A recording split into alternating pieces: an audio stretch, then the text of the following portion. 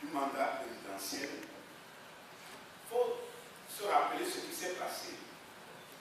C'est le gouvernement qui a pris l'initiative d'un projet de loi de révision constitutionnelle.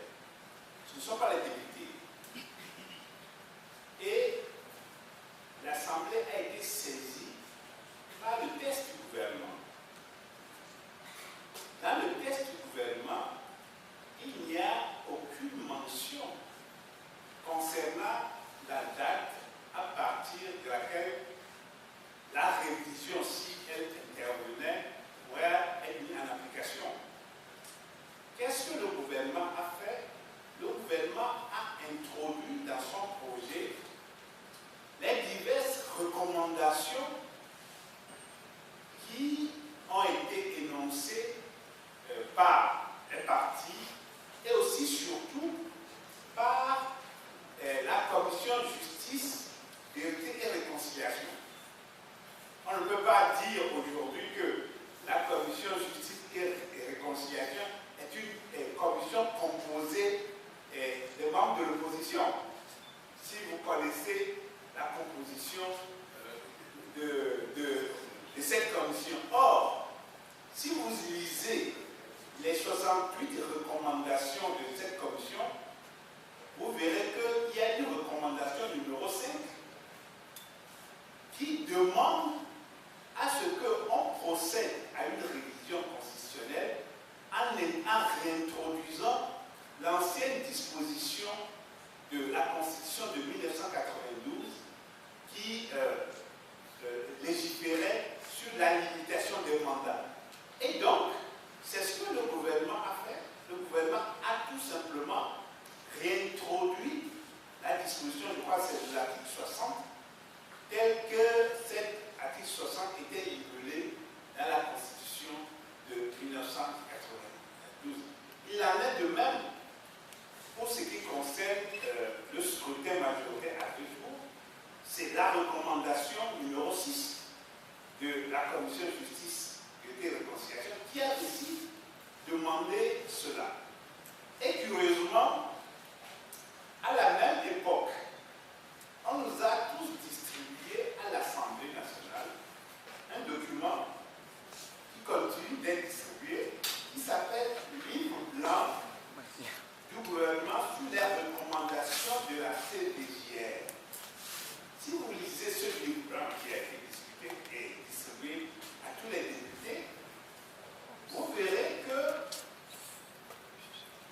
le gouvernement qui a fait ce document, le gouvernement dit ceci, c'est à la page 12, je crois, 13, concernant les recommandations, il dit, à ce titre, le gouvernement accepte les recommandations relatives aux réformes du système judiciaire, aux réformes constitutionnelles, institutionnelles et sécuritaires, à la protection et à la réalisation des libertés publiques et des droits fondamentaux, à la lutte contre l'impunité et la corruption. Ce qui est important à noter, c'est que le gouvernement dit « J'accepte dans ce document les recommandations de la CDJR conformément aux réformes constitutionnelles et institutionnelles. » Et donc, c'est tout naturellement que ce gouvernement a saisi l'Assemblée d'un projet de loi de révision constitutionnelle dans lequel il y a la limitation des mandats et le gouvernement n'a rien changé par rapport à l'ancienne disposition de l'article 60 de la Constitution. Il a réintroduit tel quel. Il en est de même sur le scrutin majoritaire et tout. Donc, à partir de là, est-ce que nous, députés de l'opposition, qu'est-ce que nous devons faire? Nous avons tout simplement dit, nous acceptons, malgré que nous ne sommes pas d'accord avec le projet de loi de son entier, disons, nous acceptons, surtout concernant les deux points que je viens de dénoncer, et nous acceptons ce que propose le gouvernement. Et c'est, évidemment, il y a eu des discussions à commission des lois, mais toujours est-il qu'au seuil, à la suite des travaux de la commission a adopté à l'unanimité de ses membres le projet tel que présenté par le gouvernement, à part quelques modifications des détails. C'est le projet tel que présenté par le gouvernement que la commission a adopté et qui a été envoyé à l'Assemblée nationale. Alors, la question qui fait réagir tout le monde, c'est que est-ce qu'on peut expliquer qu'un gouvernement qui a une majorité au Parlement, que cette majorité lui a donné l'investiture, puisque vous savez que la Constitution dit qu'avant que le Premier ministre n'entre en fonction, il doit aller recueillir l'investiture de la majorité sur son programme, sur une déclaration de politique générale. C'est-à-dire sur son programme. Et tous les gouvernements, depuis 2006, ont toujours dit nous voulons appliquer les réformes telles que prévues par l'accord politique global. Et donc voilà que ce gouvernement vient avec un texte d'application de son programme de gouvernement et que sa majorité dise mais je ne veux pas de ce texte, ça n'existe nulle part. Hein? Parce qu'il s'agit d'un problème éminemment politique. Le gouvernement s'est engagé à faire des réformes. Il ne peut pas se dire, donc il a l'obligation d'amener sa majorité à voter ce texte.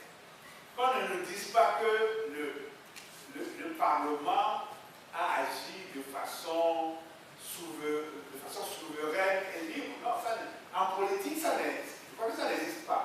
Qu'un gouvernement qui a un programme, qu'une majorité qui est là pour soutenir ce programme, que ce Parlement et ce gouvernement viennent dire que ma majorité a rejeté mon texte. Je dis que ça n'existe nulle part. Et donc, c'est pour cette raison que nous disons qu'il faut que le gouvernement reprenne les choses en main et sache qu'il a l'obligation d'honorer les engagements qu'il a souscrits. Voilà.